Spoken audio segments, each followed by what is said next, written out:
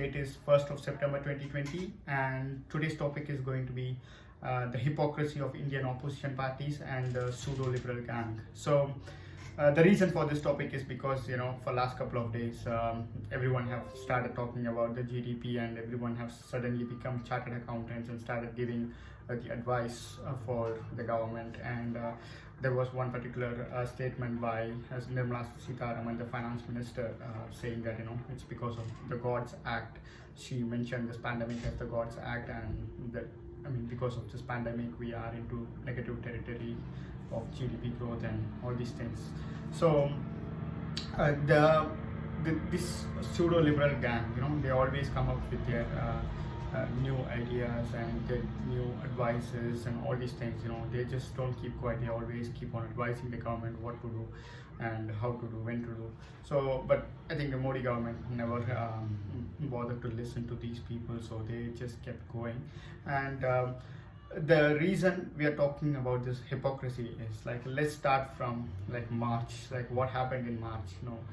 Entire world started to realize how serious this pandemic is, and everyone were just not ready for going in for a full lockdown, but we had to go for a full lockdown in March. But before Prime Minister Modi announced the full lockdown, people were asking what is the government done for this pandemic and what kind of preparation is going on to control the spread of this COVID-19. And they were asking all sorts of questions.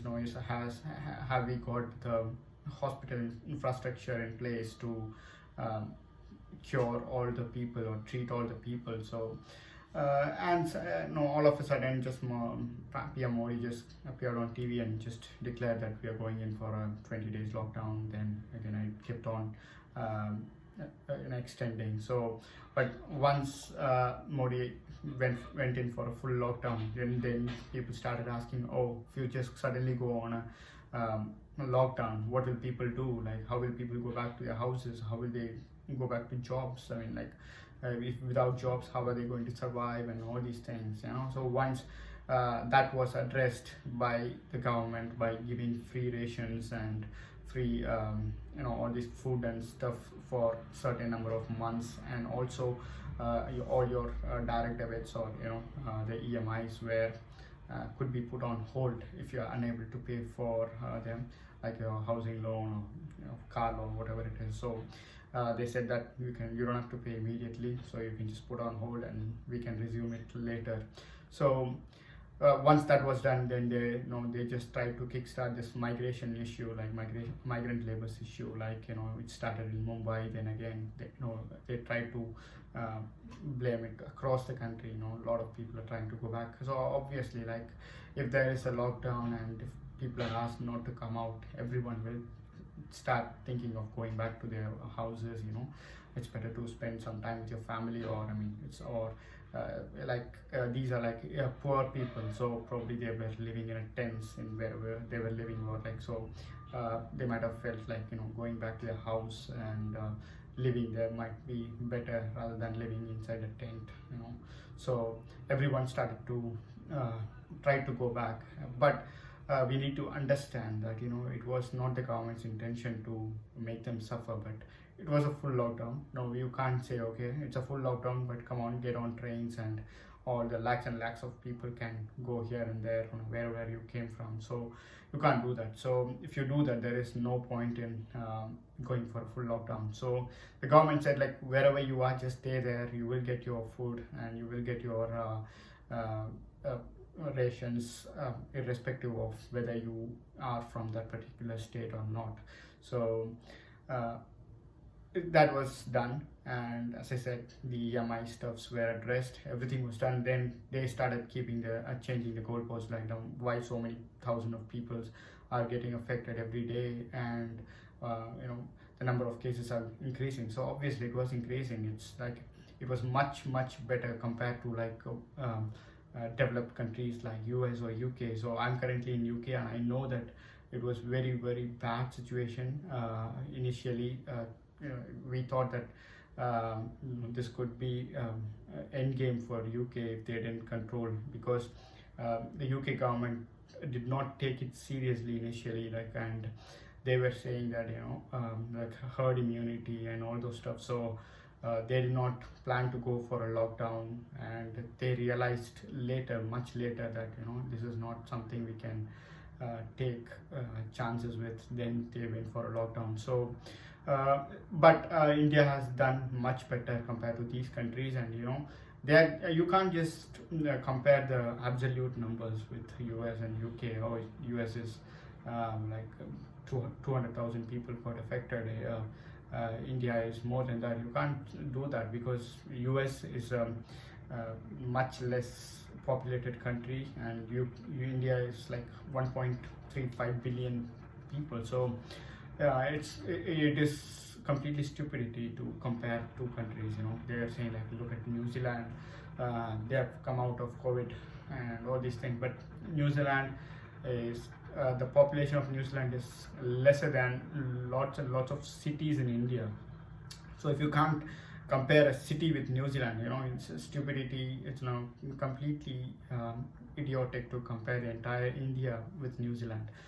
And also, like, because of this less number of population, the health infrastructure is much better in those countries. So I think the Indian government has done much better than lots and lots of developed countries. And entire Europe was like kind of a nightmare. They were thinking like Spain, Italy, all these countries were seeing a rapid rise in the number of cases, and lots and lots of people were dying because they couldn't get to the hospitals on time, or they were not treated on time. That is because their hospitals are good, but they don't have enough number of people to treat them. So they don't have enough number of doctors, they don't have enough number of nurses. In UK it was much worse.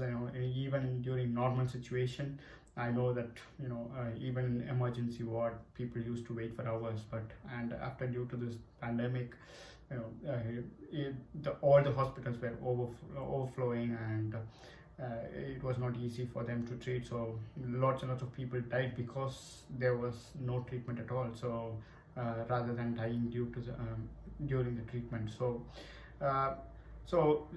the reason I'm comparing is like we have to admit that Indian government has done much better, including all the state governments. They went in for a lockdown on their own, even after the central government revoked complete lockdown. So they also did their part. So all the states have done their part, including the Congress ruled state or BJP ruled state.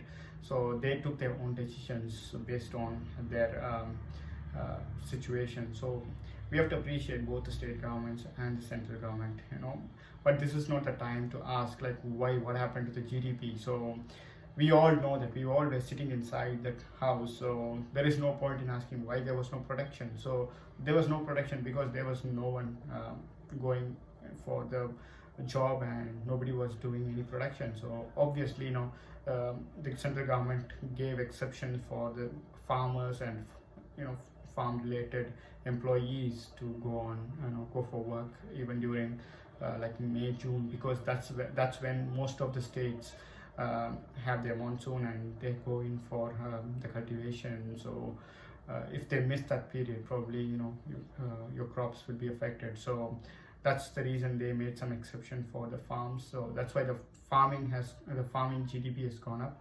So when entire other sectors like core sectors, manufacturing, services, everything is down, but the farmers GDP has gone up. So I think if you need to understand the situation, and instead of asking too many questions to the government, what happened. So there is no point in asking stupid question. We all know that saving the life was the priority of the government. Imagine what would have happened if Modi decided, we're not going in for lockdown, let's take some precautionary measures, wear your mask, and we're going for we're just going to continue as it is, so the business as usual. So probably even if there was same number of death people, they would have jumped on him and saying like it was stupid move to think about economy when people were dying. So they are going to attack him one way or the other. So we don't have to worry about such people because they always talk about nonsense stuff. But I know, like, even people who support Modi, they're suffering due to job loss or income loss, or I mean whatever it is. So but we have to understand that this was an unprecedented thing. So no other government in the past faced this issue, so this is one of its kind. And I think we will be coming out of this very soon. So we hopefully uh, we will have a vaccination very soon. So I think the people should give a befitting reply to the opposition parties and these so-called liberals, that we understand the situation and we don't want to blame the government for this, because government has done what anyone would have done at this point. So I'll meet you in the next video. Thank you very much for watching. Bye.